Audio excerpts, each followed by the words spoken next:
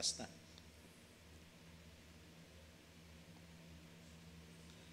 Isang mapagpalang gabi po sa ating lahat. Sa pagkakataong ito ay balik po tayo sa ating mga aralin. At nasa pangalawang lesson po tayo ngayon. Essential Doctrines of the Church. Pero bago po yun ay tayo muna ay manalangin. At subaybayan nyo lang po ito, itong pag-aaral na ito. Marami po tayo matututunan. Manalangin po tayo. Dakilang Ama, pinagpapasalamat po namin na may panahon upang makapakinig ng iyong salita. At sa pagkakataong ito, may panahon din upang makapagturo ng iyong salita. Hayaan niyo po na gawin niyo po ang iyong maibig, ang iyong layunin, Panginoon, upang maipakilala ang kagandahan niyo po, Panginoon. Hayaan niyo po ang iyong mga salita ay maitaas at makita ang iyong pangalan lamang ang tagapagligtas, Panginoong Hesus. Salamat po na marami, dakilang Diyos, sa pagkakataong ito. Gabayan niyo po kami, aming mga pag-iisip, Panginoon. I-occupy niyo po ito, Panginoon, upang yung salita ay maitanim at maihasik sa aming mga puso't isipan, Panginoon. Sa gayon, Panginoon, hindi kami magkamali sa mahakbang namin ng pamumuhay, Panginoon. Purihin ka, dakilain ka lamang po, sapat na po sa amin ito, Panginoon. Sa ngalan ni Jesus na aming Panginoon. Amen. Okay, Essential Doctrines of the Church. Sa pinakatema po natin ay ang mga salitang ginamit na pinagmulan ng ating kaligtasan. So may ginamit ang Diyos na salita at ito'y ginamit niya, ito'y para sa ating kaligtasan na ito'y mangyayari. Kaya nasa elementary pa rin po tayo. At sinasabi po rito sa text po natin sa Isaiah chapter 43, okay, 43 verse 11 to 13. Ako, sa makatwid baga, ako ang Panginoon, at liban sa akin ay walang tagapagligtas. Verse 12. Ako'y nagpahayag at ako'y nagligtas at ako'y nagpakilala at walang ibang Diyos sa gitna ninyo. Kaya't kayo ang aking mga saksi, sabi ng Panginoon, at ako ang Diyos. Verse 13. Oo, mula na magkaroon ng araw, ay ako nga, at walang sino mang makapagliligtas sa aking kamay. Ako'y gagawa at sinong pipigil. So pinapakita po dito na ang Diyos natin ay, ang ating Panginoon at Diyos natin ay walang ibang tagapagligtas kundi siya lamang po, sabi sa verse 11. At siya'y nagpahayag, dineclare niya po ito, at sinasabi niya ito na siya'y magliligtas at siya'y magpapahayag at wala daw ibang Diyos sa gitna ng Israel. Binabanggit niya po dyan. Sabi niya, at ang saksi yung mga tao, dahil ang Diyos nung niligtas yung Israel sa panahon ng nakulong sila sa Egypto, naging alipin po sila, nagpakilala ang Panginoon sa kanila na tagapagligtas. At ako'y Diyos, sinasabi niya po yun. At ng araw na ngayon, siya yung pa rin ngayon, at ito'y nagre-refer doon sa pangalan ng ating Panginoong Jesucristo na nagsasabi, ako'y ako nga. So, Old Testament, nag-i-exist na ang ating Panginoong Jesucristo at walang makapagliligtas. Sinabi po yan sa verse 13. O walang sino man po pwedeng makapagligtas sa tao. At wala rin makalalagpas sa kamay ng Panginoon. Kasi ang pag ginawa ng Panginoon sa kanyang kamay, sa kanyang pinlano, ito'y mangyayari. At sinasabi niya bandang huli rito, sino daw po ang pipigil? Wala pong makapipigil, wala pong makahahadlang sa pagliligtas na gagawin ng Diyos at sinasabi ng Panginoon na pinahayag niya o dineclare niya. Babasahin ko po sa English, King James Version. I am the Lord, and beside me there is no Savior. Verse 12. I declare and save and proclaim when there was no strange God among you. And you are my witness, declares the Lord, and I am God. 43. Also henceforth, I am He. There's none who can deliver from my hand. I work and who can turn it back. Sino makapag nito? Kapag babalik dito, magsasauli yung ibig sabihin niyan. Pero sa ating salin, sino ang pipigil? So, yun po yung ibig niya sabihin. So, lesson number 2, nung una po kasi, tinuro po ng kapatid natin ay yung decree. At sa pangalawang lesson po natin, yung ordain. So, pag sinabing ordain, ay ano po kaya ang ibig sabihin nito sa Hebrew word? Topic po natin yan ha. Tandaan niyo po yan, ordain. Pag sinabing ordain, ito po yung sinasabing ginagamit din po ito sa salitang appoint. Pero sa ano po yun, sa Greek po yun. Pero puntahan po natin yung Hebrew dahil gagamit tayo ng Hebrew o sa Old Testament, Hebrew, at sa New Testament, Greek word, gagamit din po tayo ng mga talata patungkol sa pagliligtas na ginawa ng Panginoon ng kanyang inordain. So sa Hebrew word, kuon ay primitive root properly to be erect. That is stand perpendicular. Pag sinabing perpendicular, ito po ay tumutungkol sa mananayo. Pag sinabi niya na kuon sa Hebrew word, ito'y mananayo. Ibig sabihin, ito'y itinatag. Ito'y hindi matitinag. So sinabi, inordain niya ito, yun yung ibig sabihin niya. At yung sinabi niya pa diyan, to set up, sinet up niya. Kumbaga sa mga kasangkapan, sineset up niya. Inayos niya na. O, yun. At sinabi niya, establish, o fix. In-establish niya na, pinix niya, at sumunod dyan, prepare. Naka-prepare na. Yung kaligtasan pala, naka-prepare na. Dahil inordain niya. Okay, sinabi niya, inordain niya na ito.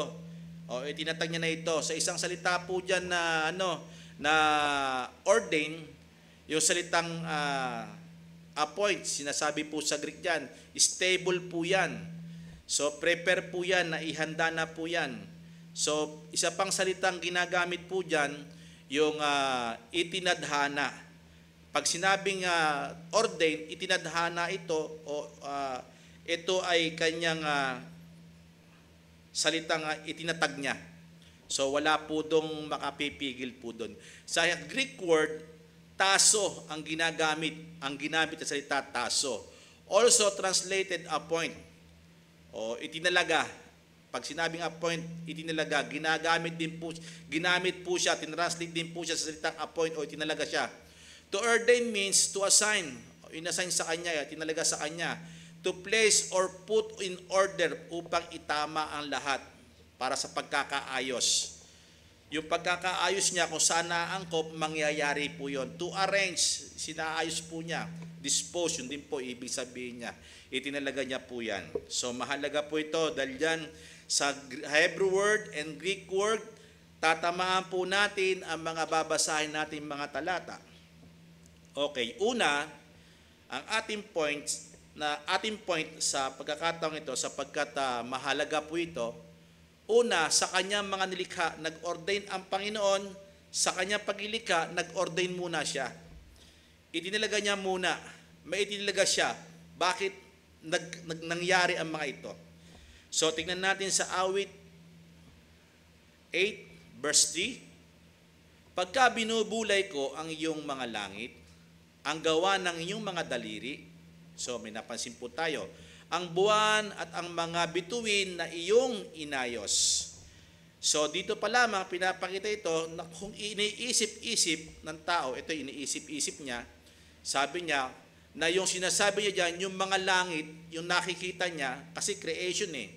So meron kung gumawa po niyan, ang Diyos po yan. So habang iniisip-isip niya, yung gawa ng kanyang mga daliri ng kamay ng Panginoon, ay ito po ang nangyayari. Sinasabi niya, ang buwan at mga bituin ay iyong inayos. Tignan po natin sa English version, kung may matatamaan tayo sa binanggit po kanina, sa awit po kasi ginamit pong salita po yan ay Hebrew word. So pupuntahan po natin ang English. When I look at your heavens, the work of your fingers, the moon and the stars, which you have set in place. O, may tinamaan po tayo. Pag sinabing ordain, set, inayos, inarrange. So, yun po yung Hebrew na ginamit po. So, yung ordain, pinanggalingan po yung salitang ordain, ay ginamit din yung salitang set in place. So, to arrange, inarrange niya. Okay, to fix, stable, establish po yan, sinet na po yan sa pagkakalugar nila. Yung buwan, araw, di ba, hindi nagkakabanggaan, nasa ayos po talaga sila. So, pag hindi nagninilay-nilay. So, yun po yun. So, sa paglikha, doon pa lamang sa paglikha, may inordain na ang Panginoon. At inayos niya na ito. Okay? At ito, na-prepare niya, pinrepare niya lahat ng bagay, kaya lahat smooth ang takbo sa kanyang creation. Okay, mahalaga po yun. Pangalawa, sa kanyang mga paglikha, inorder niya ito, sa mga nilingap niya upang iligtas. Take note po makinig po kayo mabuti, mahalaga po ito sasabihin ko. Kung ang paglikha ng Panginoon sa mga bagay-bagay ay naiayos, naitama, naiset, gaano pa kaya ang tao?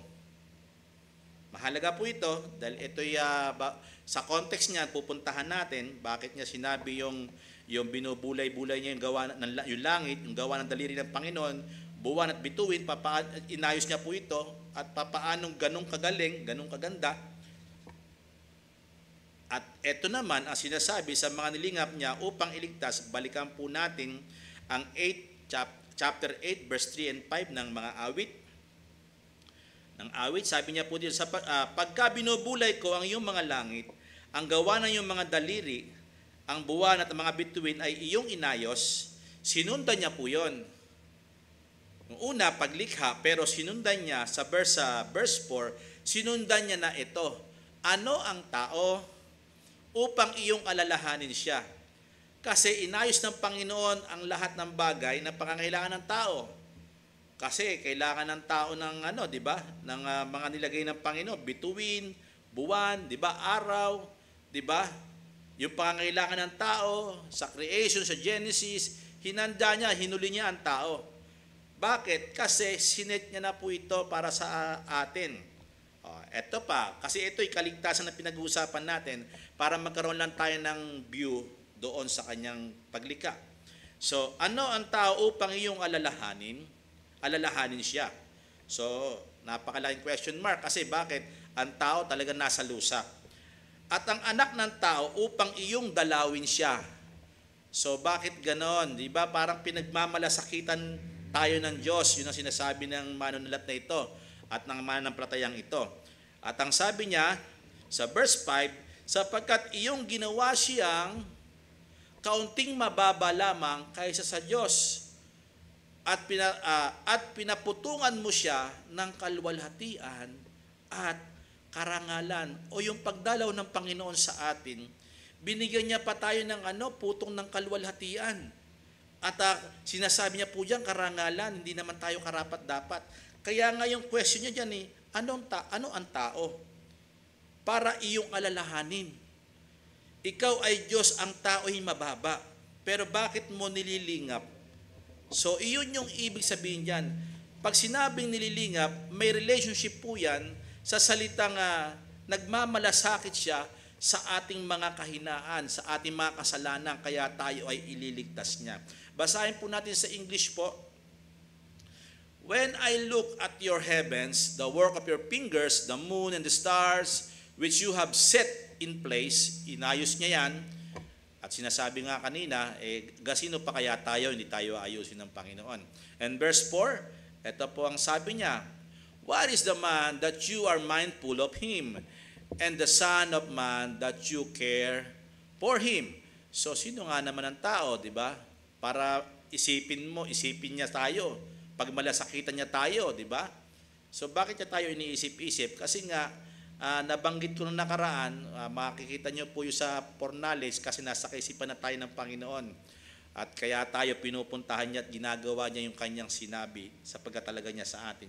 At sabi niya po dito sa verse 5, yet you have made him a little lower than the heavenly beings and crowned him with glory and honor. So pinapakita po dito, mas mababa tayo ng kaunti sa Diyos. Kasi ito, tignan niyo po mabuti pag hindi nilingap ng Diyos ang tao, yung magkakatawan taong Diyos hindi rin malilingap.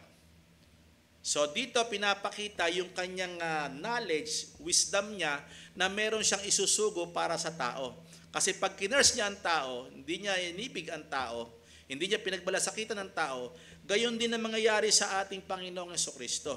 Kasi yung Panginoong Jesucristo nagkatawan tao po siya, Diyos na nagkatawan tao. So sana po maliwanag po sa atin yon. So in-order niya po yan, o sinet niya po yan, kung paano sinet niya yung mga pagkakasalansan ng creation, gayon din po tayo. Inayos niya na po yung ating kaligtasan. Makikita po natin yan mamaya. Pangatlo, kasi sinabi natin kanina, in-ordain niya, itinadhana niya, o siya in-appoint niya, itinalaga niya yung mga nilikha niya, itinalaga niya rin yung mga iniligtas niya. Pangatlo po, ginawa niya rin po ito, itinalaga niya yung mga tao na hindi niya lilingapin. Mahalaga po ito kasi marami nagkakamali po dito at medyo pupuntahan natin kung bakit mahalaga itong salitang ito. Kaya sinasabi ko sa inyo, may naligtas at merong hindi naligtas. Mahalaga po yon. Sa mga hindi nalingap, sabi po diyan, inordain ng Panginoon din yan. At sabi niya po diyan sa Kawikaan 16 verse 4, ginawa ng Panginoon ang bawat bagay na ukol sa kanyang sariling wakas. So lahat ng mga nangyayari, lahat ng mga nagaganap sa panahon natin at sa panahon pa dati at sa kasalukuyan ngayon at sa bukas na mangyayari sa future po, ay siya po ay naglagay ng wakas. Kasi bakit? Inayos niya lahat sinet niya po ang lahat At sinabi niya rito, dinuktong niya rito, bakit ito dinuktong niya? Oo. Ibig sabihin, ang Panginoon yon, ginagawa ng Panginoon yan.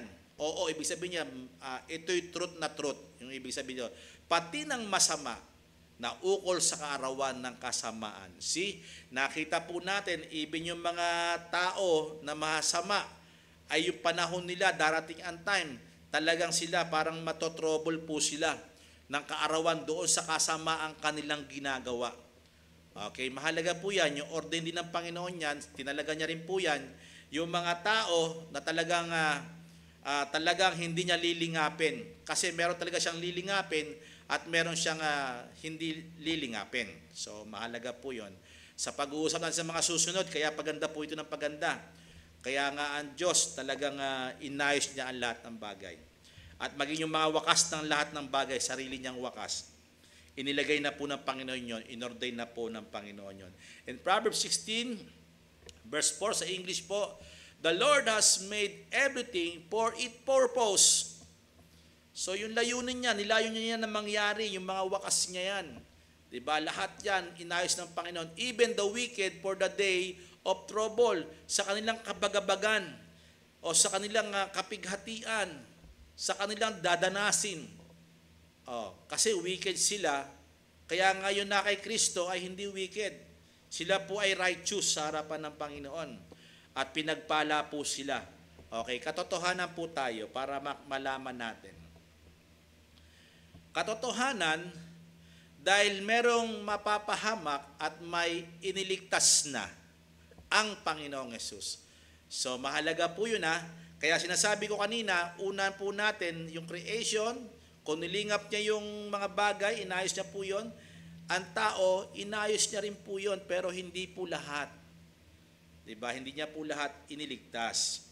Ang niligtas niya po, lahat po ng nakasulat sa aklat ng buhay. Mahalaga po yun sa susunod na mga pag-aaral po natin. Ang sabi niya, dahil meron na mapapahamak at may iniligtas na, past tense po ito, may iniligtas na siya. Yung pagkaka-ordain niya, sinabi niya kung sino ililigtas niya, meron na pong nangyayari po yon. Sabi niya, English po, God ordained the people who would be saved from before the foundation of the world. So, inordain niya na po yan. O kaya, itinadhana niya na po yan. Yung mga tao na ililigtas niya. At ito'y mula doon sa hindi pa itinatatag ang sanlibutan. Hindi pa nalikha ang sanlibutan. Meron na po siyang inordain, meron na po siyang itinadhana.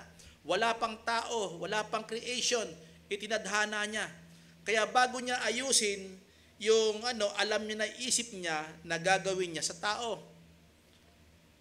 Mahalaga po siya. And pahayag po 13 verse 8, at ang lahat ng nangananahan sa lupa ay magsisisamba sa kanya, na ang kani-kanilang pangalan ay hindi nakasulat sa aklat ng buhay ng kordero na pinatay buhat ng itatag ang sanlibutan. So may napansin po tayo dito na sinasabi niya rito, buhat ng itatag ang sanlibutan, meron na pong aklat na may nakapangalan ang pangalan natin. Pero kasi dito, ang context ito, sasamba yung mga tao, yung mga hari. Kung babasahin po natin yung context niyan sa pahayag 13, ito po yung tribulation. Ito po yung paghihirap na dadanasin ng tao na naiwan sa rapture. Sila, ang gagawin nila, sasamba sila sa hayop, sasamba sila sa mga ginagawa ng hayop nito na kababalaghan dahil sa Antikristo ng panahon na yon. At dito, nadadaya po sila, kaya sila sumasamba. At sinasabi niya rito na ang kanilang pangalan daw ay hindi nakasulat kasi kaya nga sila sasamba doon sa Diyos-Diyosan o sa Antikristo kasi nga wala ang pangalan nila sa aklat ng buhay. Na ang sinasabi niya po dyan, na yung kordero, aklat ng kordero ng Diyos, sino yon? Si Jesus Christ. At siya daw ay parang nangyari na pinatay buhat ng itatag ang sanlibutan. So parang set na talaga, inordain na talaga yung pagkamatay ni Jesus Christ dyan. May nangyari na po sa kanya dyan, pero ordain na po yon kasi ang Diyos natin ay hindi po siya bound ng time, space, distance, di ba? Hindi po siya bound nun. Kasi siya is always present po siya. Kaya yung ginawa niya ay nangyari na po yun sa isip niya. Kaya ang ganda nung isip niya na nangyayari tayo lamang po may mga panahon. So yaan po, pinapakita po dyan bago buhat ng itatag ang sanlibutan, meron ng korderong pinatay. At buhat itatag ng sanlibutan, silang mga taong ito na mga hindi nilingap, eto po sila, hindi po kasi nakalista ang kanilang pangalan sa aklat ng buhay. English version. Pero King James pa rin po ang ating gagamitin. In all who dwell on earth will worship it.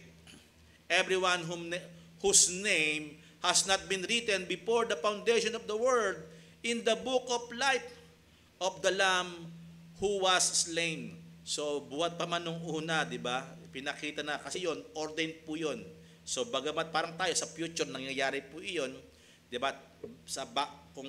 When we look backward, na meron talaga namatay sa krus ng Kalbaryo kasi bakit? Inordained po iyon ng Panginoon.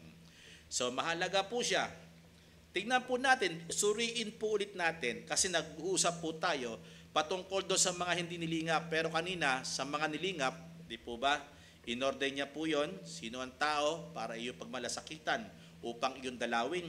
At ito naman yung hindi talaga nilingap kasi po sila ay hindi nakasulat sa aklat ng buhay. At ang mga nakasulat lang sa aklat ng buhay ang lilingapin ng Panginoon. Mahalagang suriin ang talatang ito, yung Kawikaan 16:4. At ibinabalik natin yan at mapapansin natin bakit binabalik natin ito sapagkat ito'y mahalaga. Basahin natin sa Tagalog ulit. Ginawa ng Panginoon ng bawat bagay na ukol sa kanyang sariling wakas. Oo, pati na masama na ukol sa karawan ng kasamaan. Kaya ang tao, pag wala, hindi nakalista ang pangalan sa aklat ng buhay, pasama po sila ng pasama. Wala na po silang kakayahang baguhin ang sarili nila.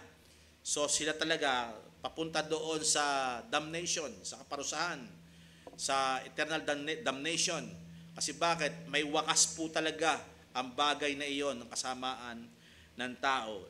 Sa English po, basahin po natin, the Lord has made everything for its purpose, even the wicked for the day of trouble. So bakit nga? Binabalik ulit natin. Hindi po kasi sila nakalista sa aklat ng buhay. Kasi yung pinatay na kordero ay para lamang sa nakalista sa aklat ng buhay. Puntahan po natin, mag-example po tayo. Bakit may mga nangyayari may layunin ang Panginoon. Yung mga bagay na sa sarili ng wakas, sa mga nangyayari, nagaganap. Tignan po natin ang pagkakabenta kay Joseph. Mahalaga po ito kasi related po ito sa pagkaka-ording. In Genesis chapter 50 verse 20, alam naman siguro natin kwento nito si Jose na anak ni Jacob na sinasabi, at tungkol sa iyo ay iyong ipalagay na kasamaan laban sa akin. Di ba? Nangyari kay Joseph, di ba?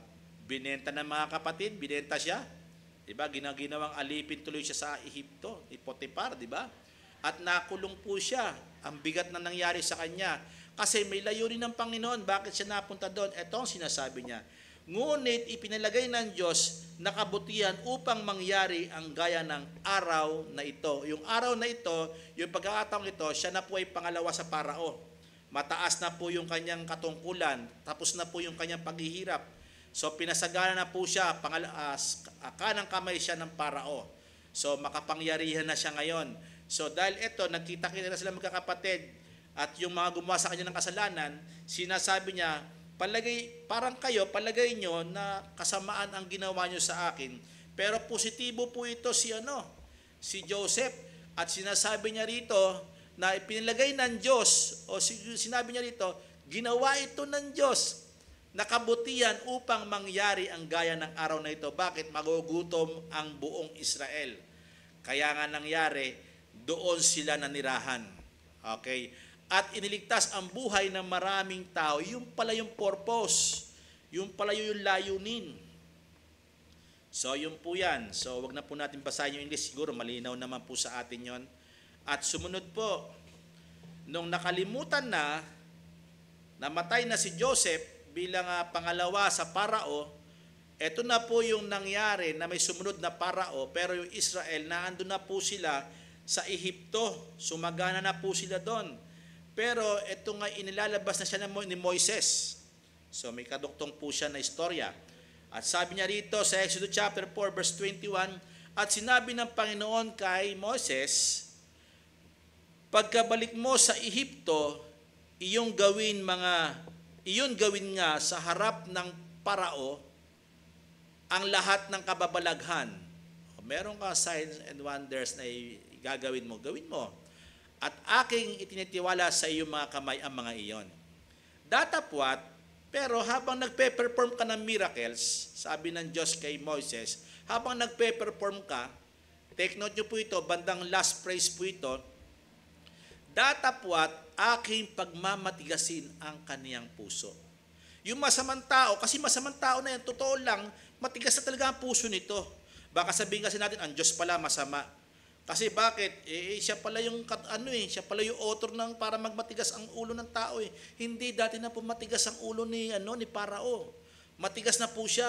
So gagawin lang ng Panginoon yung kanyang maibigan ng taong iyon, ni Parao kahit siya'y hari.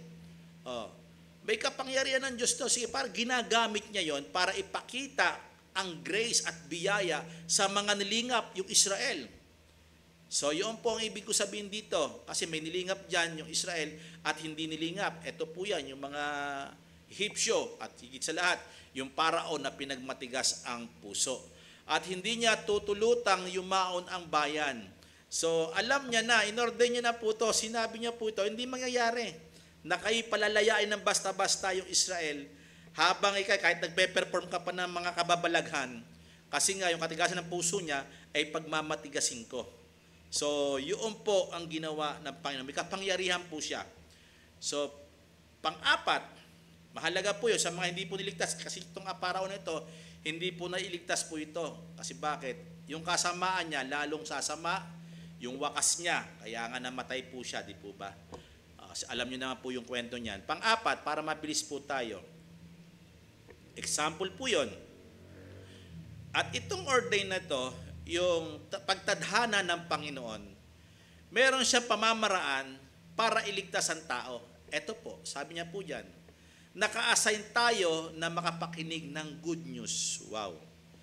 How I wonder na sa akin dumating ang tinig ng Panginoon. Bagamat tao ang nangungusap sa akin, pero bawat isa sa atin, ganito nga ang mapapakinggan. Good news. Magandang balita ang mapapakinggan ng mga nilingap. So, tingnan po natin ang salitang ito. Kasi kanina gumamit po tayo ng Hebrew word, pero dito gagamit po tayo ng Greek word sa New Testament at pupuntahan po natin ito. Kasi tayo, Gentiles po tayo o Hintil po tayo, ito yung sinasabi natin na wala tayo dating kilalang Diyos. At yung Israel lang naman talaga ang may Diyos. Kasi piniling bayan po yan. Pero makinig po kayo mga Hintil. Hindi tayo Israel. So tayo po'y Hintil. Tignan po natin, naka-assign tayo na makapakinig ng good news. Bakit? Ito'y inordain ng Panginoon. Puntahan po natin ang pagkaagamit ng salita ng Panginoon. In Acts chapter 13, verse 48. Ito po ang salita na matutunghayan natin. At nang marinig ito ng mga Hintil, so nangaral po yung mga apostol at nakapakinig ang mga Hintil ng pangangaral patungkol kay Jesus Christ. Ano po ang nangyari? Ano po ang nakita ng mga Hintil na ito? At sabi niya, ay nagalak sila. Kasi bakit? Yung narinig, ibig sabihin nakapakinig ng good news. Dumating ang good news sa kanila, sila'y nagalak. At ang kasunod po nito, niluwalhati ang salita ng Diyos. Ano po, saan po sila nagalak? Doon sa mensahe, sa good news. Kasi bakit? Inordain ng Panginoon na makapakinig yung mga tao na itinalaga niya sa buhay na walang hanggan.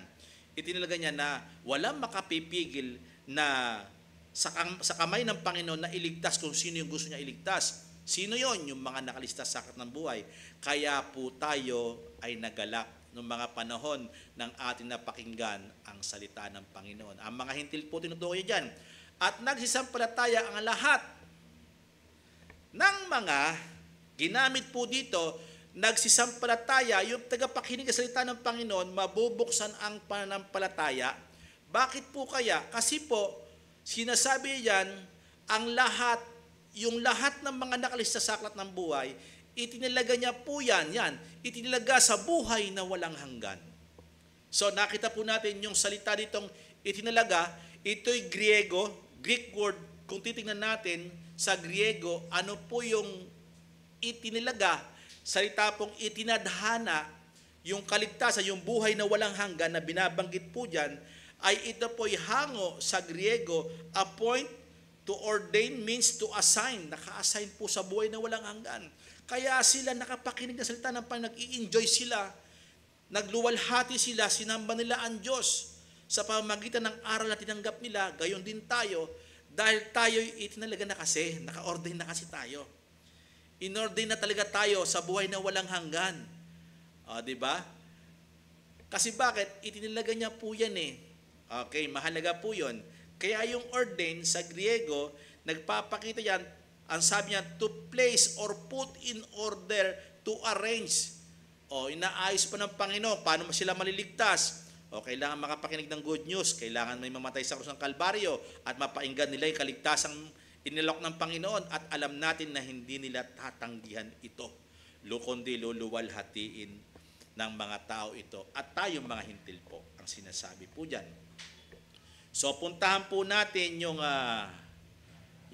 English po, English version para maliwanagan po natin na itinilaga o itinadhana. And when the Gentiles hear this, they began rejoicing and glorifying the word of the Lord. Although ang mga nangaral dito ay mga apostol, pero ito'y word of the Lord. Ito'y good news. And as many as were appointed, at sila po ay itinilaga, yun nga kanina, appointed to eternal life, believe. Kasi bakit sila kaya sila maniniwala? Kasi naka-appoint po sila sa eternal life, sa buhay na walang hanggan. Na noong una pa, hindi pa dililikha ang lahat ng bagay, in-appoint na po ito. Kaya mangyayari, darating ang time, makikinig ang tao sa mensahe na mapapakinggan niya na ang Panginoong Yesus ay iniligtas siya. Okay, kaya giliw na giliw ang tao na mga itinilaga ng Panginoon sa pangangaral ng salita ng Panginoon. Appointed, note nyo po yan, sa Griego po yan, ginamit po dyan yung appoint. So yan po yung sinasabi niya, also translated appoint, yung taso, na salitang taso na Greek word. na ordain ay appoint, inassign po to assign. So sa awit 37:23 to 24, pansinin po natin ito, ang lakad ng tao ay itinatag ng Panginoon. At siya'y nasasayahan sa kanyang lakad. So ang tinutukoy niya rito, pag nilingap ng Panginoon ang tao, itinatag ng Panginoon ito yung lakad niya. Yung kanyang pupuntahan. Nagugulat siya, ay ba't nga pala ako napunta sa gawain ito? Ba't nga pala ako nakakilala sa Panginoon? Mamamangha siya. At siya ay masisiyahan sa kanyang mga ginagawa. Bakit? Ang Diyos po kasi ang gumagawa dyan.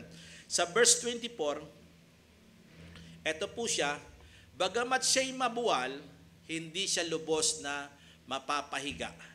So ang tao, kahit na siya ay makasalanan, ibig sabihin niya po yan, itatranslate po natin, kahit na ang tao parang wala ng pag-asa, pero kung siya ay itinatag ng Panginoon, kaya nga yung sinasabi sa isang salita, yung salita rito na ginamit po natin kanina, na yung perpendicular, mananayo ito, yung ginawa ng Panginoon. Bakit? Kasi dinilingap tayo ng Panginoon dahil inordain niya tayo. Sapagkat, second phrase, sapagkat inaalalayan siya ng Panginoon ng kanyang kamay. So, Jesus Christ upholding all things, even us, even sa ating mga mananampalataya, even tayong mga nakalista sa aklat ng buhay.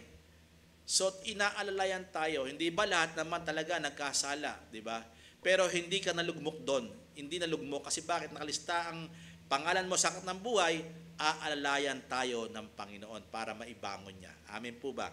At yun po yung salitang yan. So, ginamit po dyan sa English po, ano po ang ginamit dyan niya, inaalalayan. So, tingnan po natin dyan sa English version, sa verse 23, na ginamit niya po dyan, yung itinatag ng Panginoon, ginamit ng Panginoon yan, tsaka yung huli, yung the Lord uphold His hands. Sige, ginamit po yan dyan. So, ginamit po ito sa salitang Hebrew word, kasi sa Psalms pa rin tayo, Old Testament, ang gagamitin ngayon. The step of a man are established. Okay, 23 po. Okay, salamat po.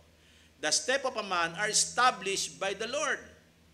So, ginamit niya po rito yung salitang establish, yung Hebrew word na pinuntahan natin kanina. Kaya sabi ko kanina sa inyo na matatamaan natin yung mga meaning ng ordain.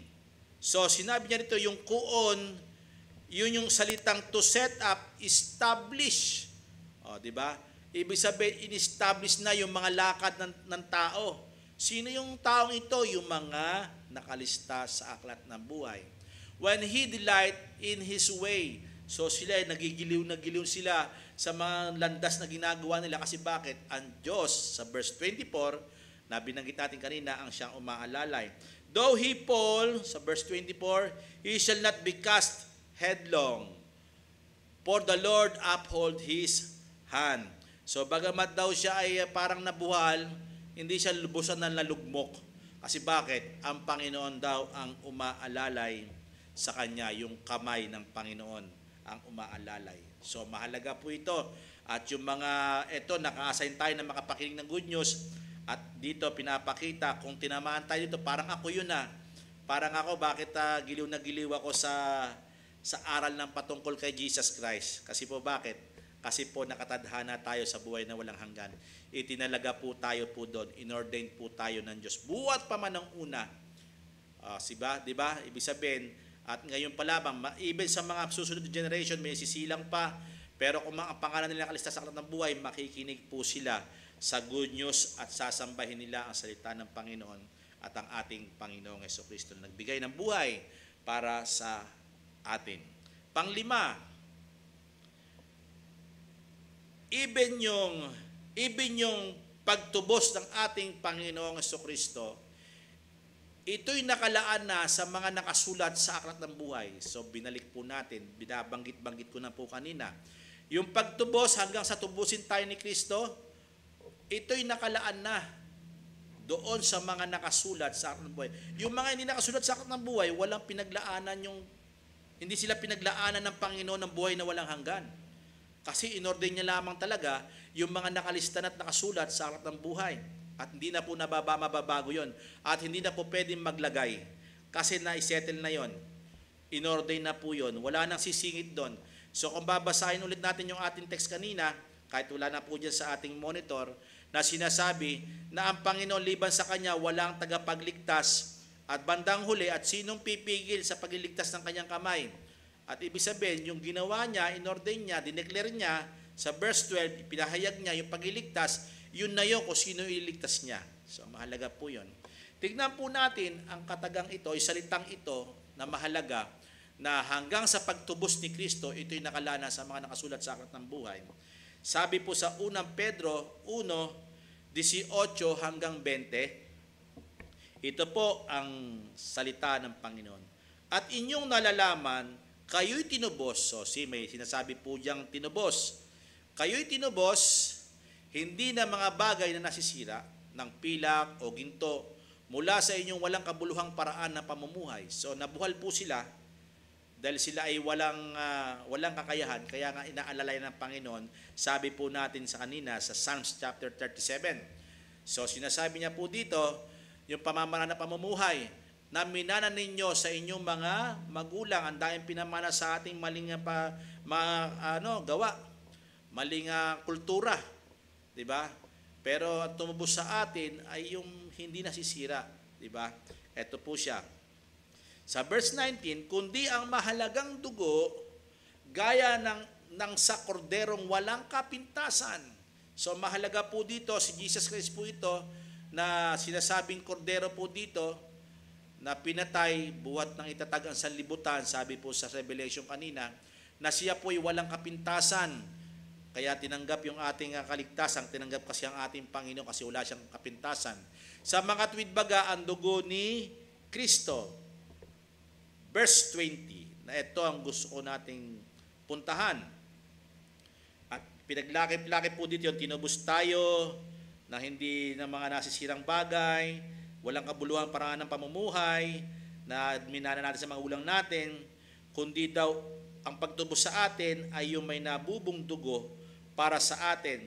Si Jesus Christ na walang kapintasan, walang dungis, ang dugo ng ating Panginoon. Verse 20, na nilikha, na nakilala nga ng una.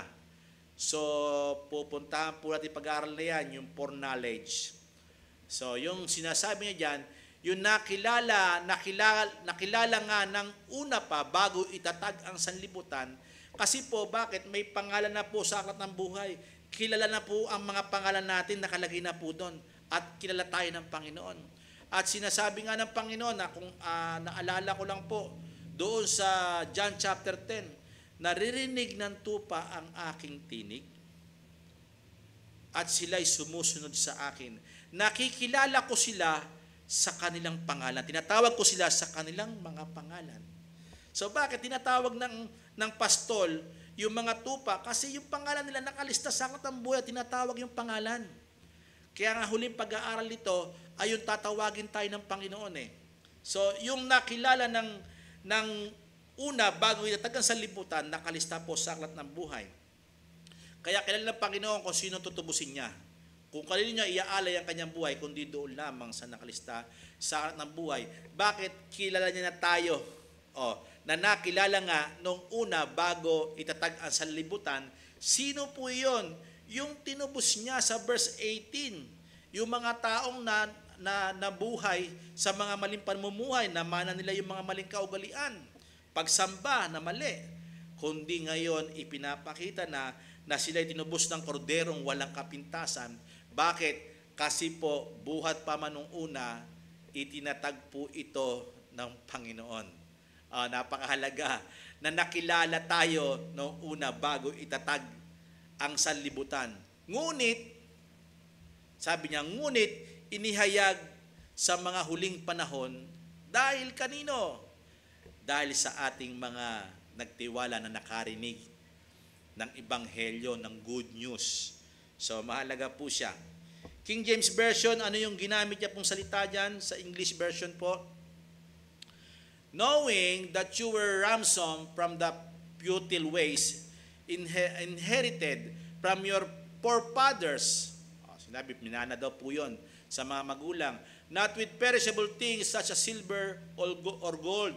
Verse 19, but with the precious blood of Christ, like that as of a lamb without blemish or spot. Verse 20, ito po yung babasahin natin. He was foreknown. Kilala niya na nung una, before the foundation of the world, bago itatagan sa libutan, but was made manifest in the last time for the sake of you. Ito'y nagpakilala o inihayag, nagmanifest po ito, ipinakita ito paalang-alang sa mga magtitiwala pa. So sa mga nagtiwala at alang-alang sa mga future na magtitiwala pa, yung ginagamit po dito, kung nakalista ang pangalan mo sa aklat ng buhay, siguradong ikaw ay tinubos ng ating Panginoon. Siyempre, makikinig tayo ng salita ng Panginoon, ng good news. So napakahalaga po ng aral na yan. So tingnan po natin, pang-anim. So tinamaan po natin dyan yung mga bagay na mahalaga sa Griego, sa Hebrew word and Greek. So mahalaga po yan. Pang-anim at last na ating pag-uusap sa ngayon, inordain niya ito. Ano po ito? Inilaan na rin ang ating mga gawa buwat pa nung una. Alam niyo po ba, ang Panginoon, hindi lang naman niya inordain yung ating yung ating kaligtasan. Una, nilingap tayo ng Panginoon, 'di ba? Sino ang tao para yung dalawin, para yung bigyan ng kaluwalhatian, mas mababa siya sa Diyos, 'di ba? Binigyan ng karangalan, kaluwalhatian, 'di ba? At hindi lamang 'yun na tayo ay tinubos ng Panginoon nung nakapakinig tayo ng Word of God, ng good news. At tayo niluwalhati natin yung aral ng Panginoon at ang ating Panginoon dahil sa kanyang ginawa. At dito, pinapakita rin po dito na tayo ay namatay siya para sa atin.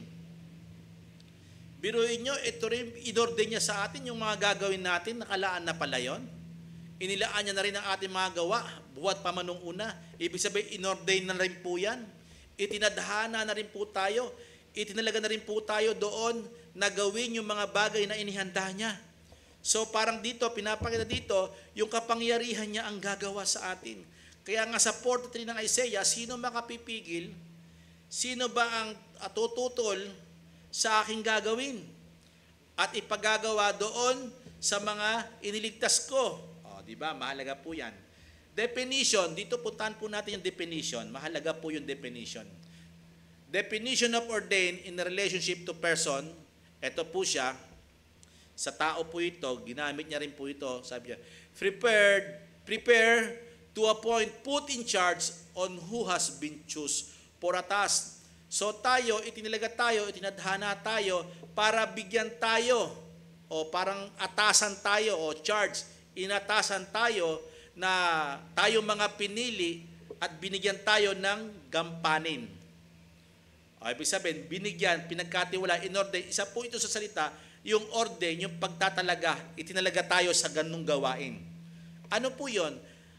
Itinalaga tayo sa mabubuting gawa ang mga Kristiyano. Kasi bakit? Inilaan ng Panginoon yan, gagawin natin yan. Bakit? Ito yung ating tungkulin or ating task.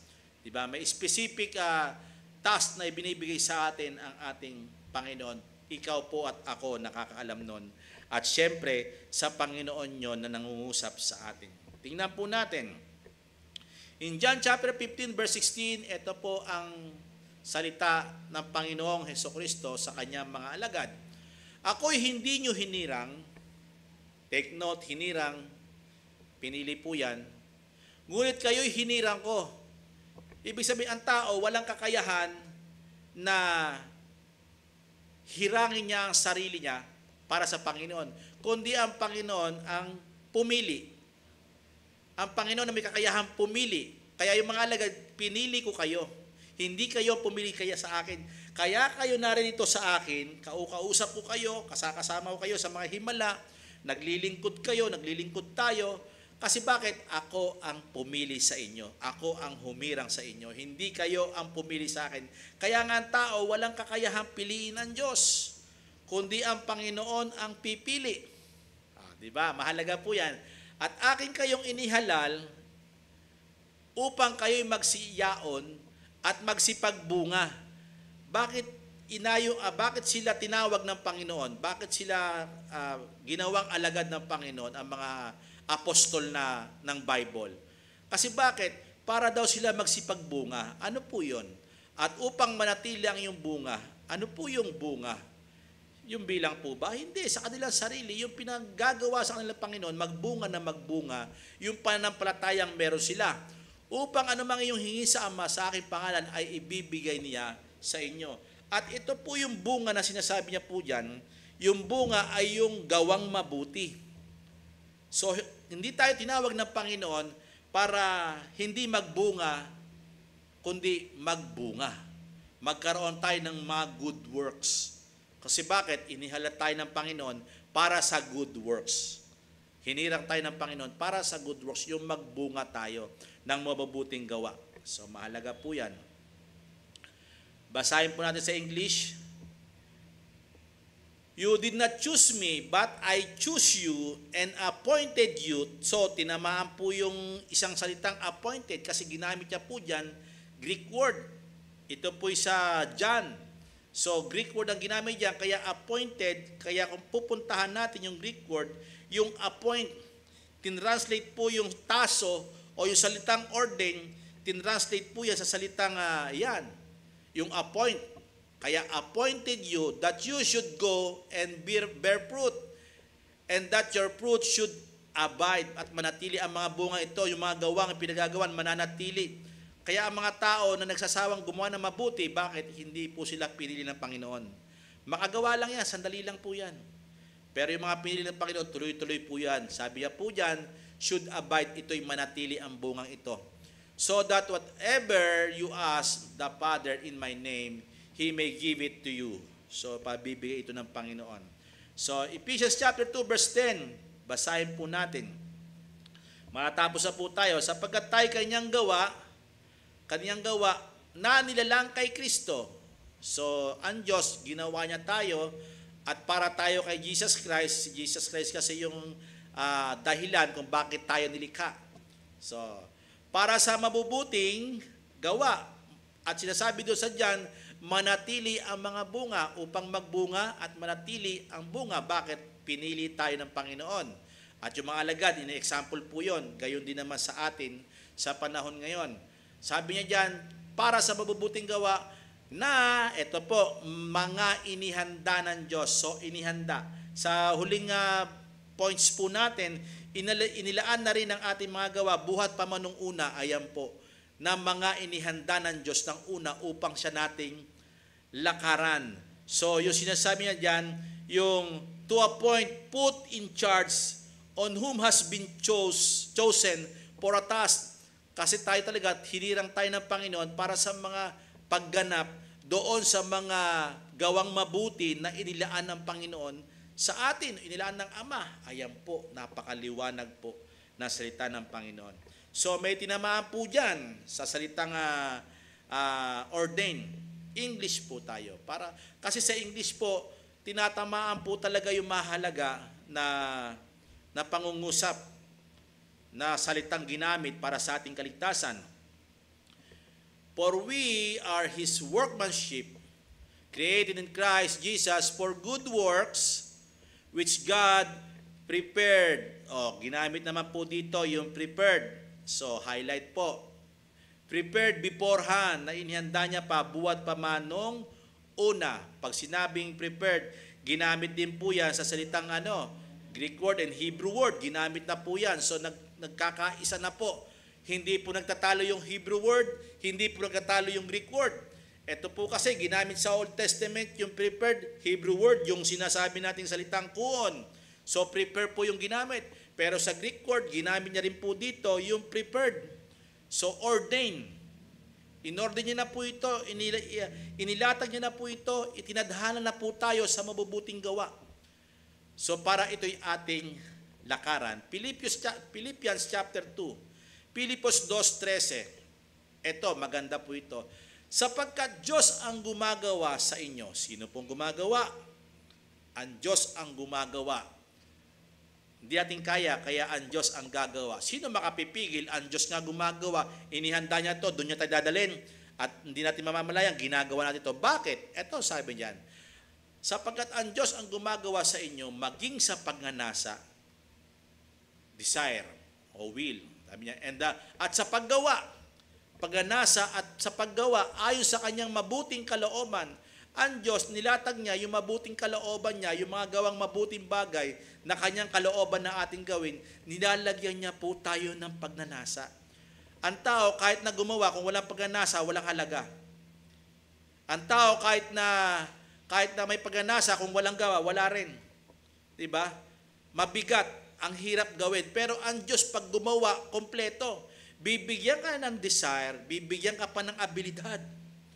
So, yun po yung mga binigyan ng buhay na walang hanggan, yung mga tinadhana, yung itinalaga para sa buhay na walang hanggan, yung inordain. Kaya ito, mamamalayan mo, nakakagawa ka ng mabubuting bagay. Diba? At ito'y nananatili. Mahalaga po siya. Basahin po natin sa English, kaya binabasa natin sa English kasi tinatamaan po talaga yung ating mga, yung mga Hebrew and Greek. Minsan napagsasama-sama na talaga siya, kaya hindi contradict. So Philippians chapter 2 verse 13, King James Version, for it is God who works in you, both the will, sa isip natin yung ating kagustuhan, di ba? Ang kagustuhan niya na ang ginagawa natin. Sabi niya, and the work for His good pleasure, dahil po yun sa kanyang mabuting kalooban ng Diyos. Kaya nilalagay niya sa atin, ito ang dapat gawin yan. Ito ang dapat gawin yan. Kasi bakit? Pag binigyan tayo ng desire at ng abilidad na gawin ito, dahil ito'y napakabuting gawa ng Diyos. So, mahalaga po siya. Conclusion. Itong ordain na ito, una, nagpakita ito doon sa paglilikha at ito'y sa mga nilingap at ito rin ay sa mga hindi nilingap.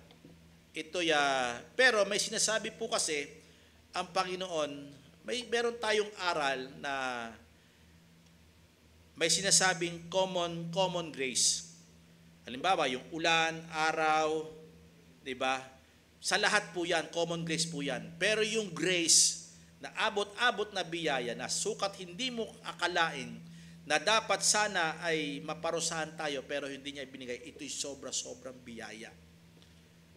Sa mga hindi iniligtas, sila po talaga ay tinatanggap lang sila common grace. Umuulan, umaaraw, nakapaghanap buhay, may tao.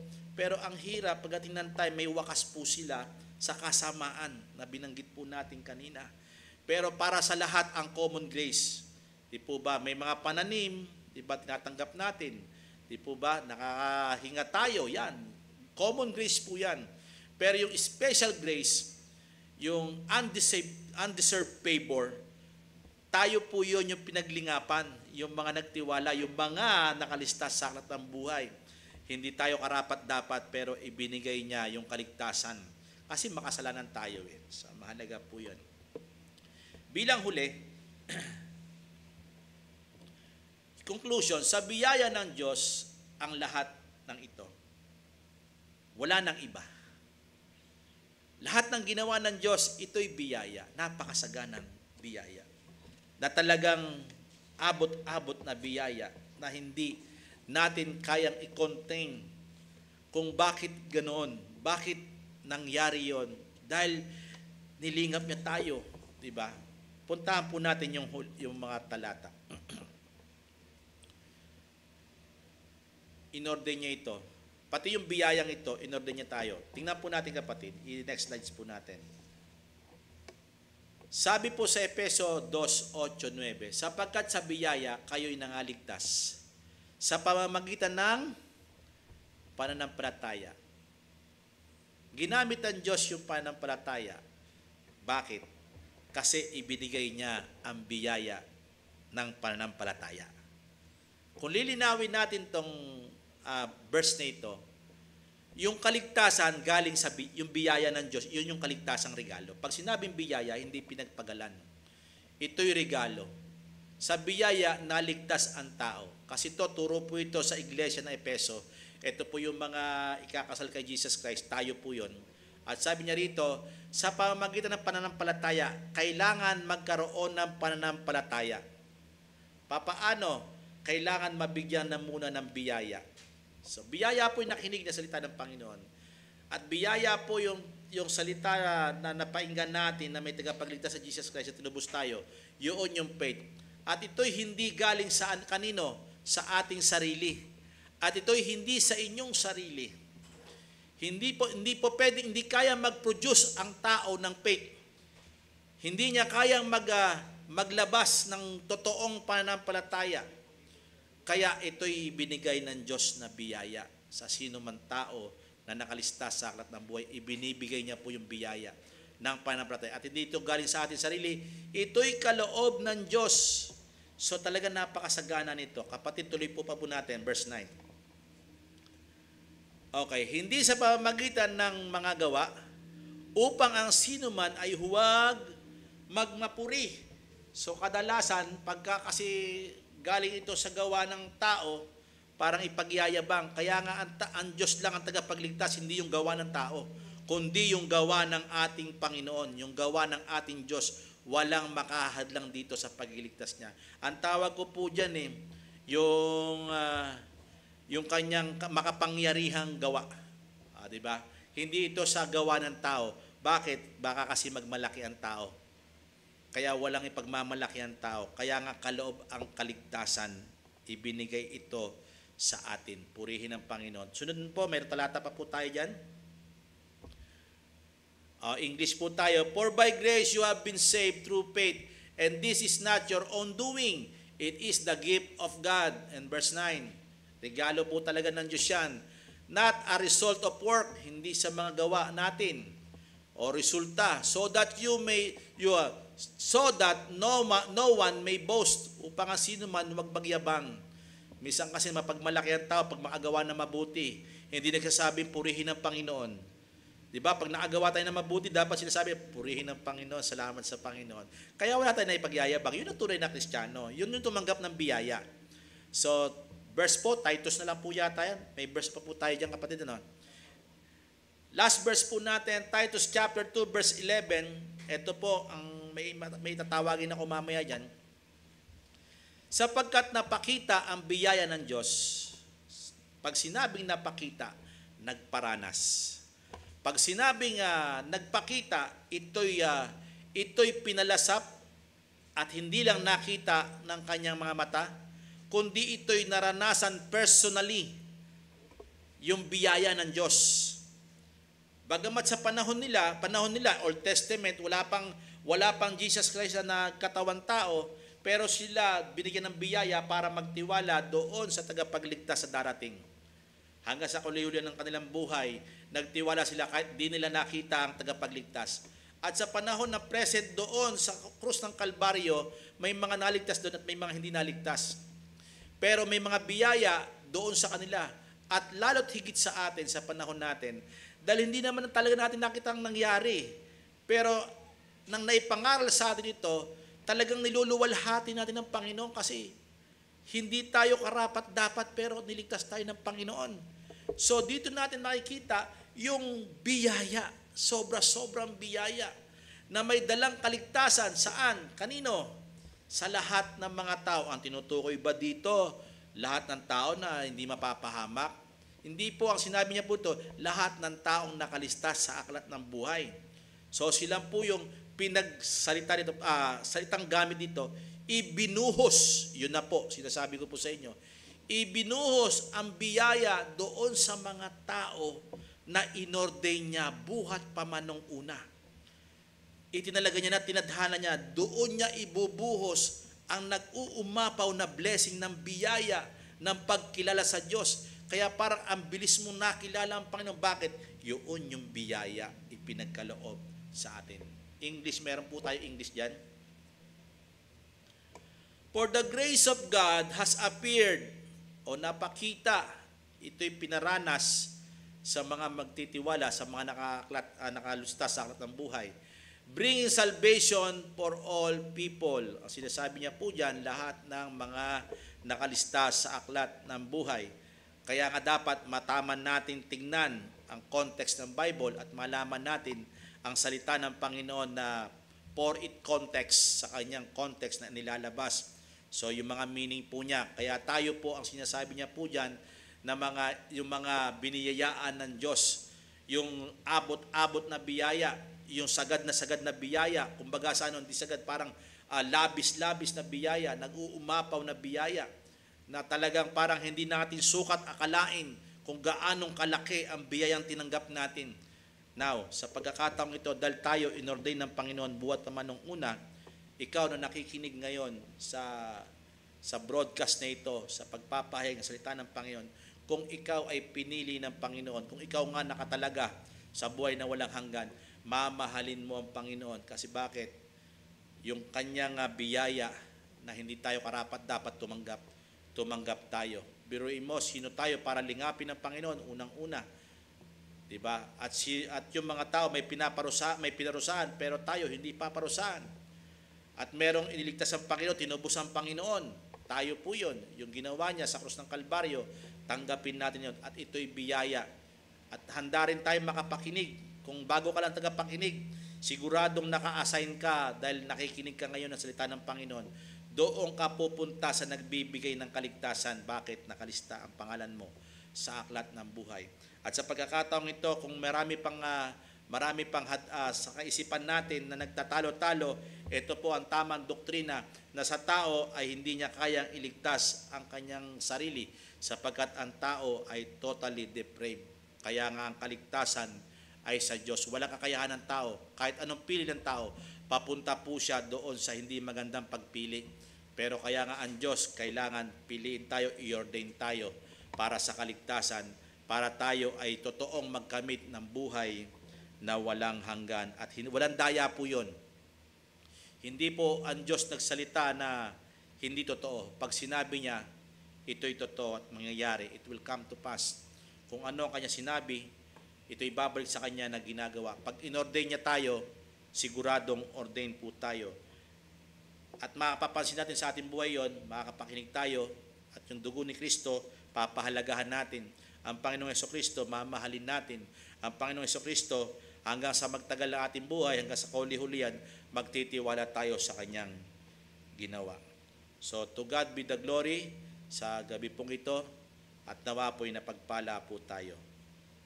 Manalangin po tayo. Salamat po, Panginoon, sa aral na ito. Salamat po sa pagbubukas ng kaisipan namin upang maintindihan ng iyong aral. Pagpalain niyo po ang iyong salita.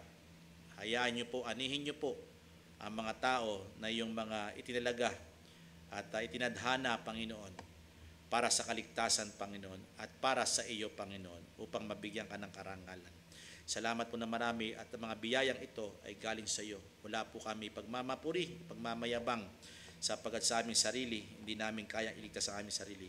Sinasamba ka namin, Panginoon, sapagkat ikaw po ang tumubos sa amin. Dinadakila ka namin, pinapasalamatan. At sa mga nakapakinig po, Panginoon, hayaan niyo po, Panginoon, i-bless niyo po sila. Makarating ang aral na ito sa mga tao, Panginoon, na yung mga pinili, buhat pa man nung una, Panginoon.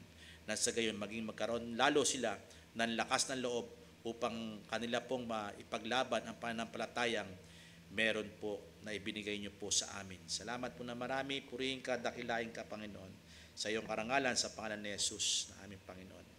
Amen. See you po sa next Wednesday ng pag-aaral na ito. Sumubaybay po tayo sa live streaming, even po sa bibidyo po natin ito. Puntahan po natin yung MCCJC. At welcome po kayo lahat. Mag-invite po kayo, even ng mga family nyo. Pagka Wednesday na po, mag-ipon-ipon po kayo at ang mga aral na ito para mapagbulay-bulayan ninyo habang kayo ay nakikinig. Salamat po. Magandang gabi po.